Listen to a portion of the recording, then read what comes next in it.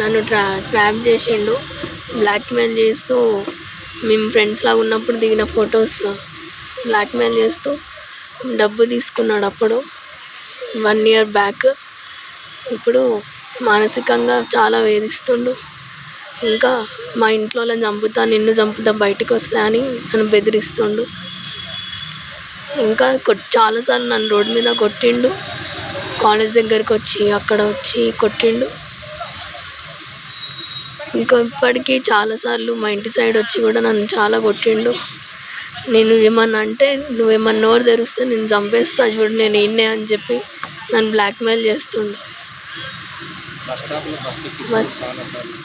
bus స్టాప్లో bus ఎక్కినప్పుడు కూడా bus ఎక్కి బండెక్కి బస్ స్టాప్లో వచ్చినప్పుడు అందరి ముందట పరువు తీయడం, కాలేజ్ దగ్గరకు వచ్చి అందరి ముందట ఫ్రెండ్స్ ముందట కొట్టడం, బస్ స్టాప్లో ఎక్కుతావా ఇప్పుడు చస్తావా అని చెప్పి నన్ను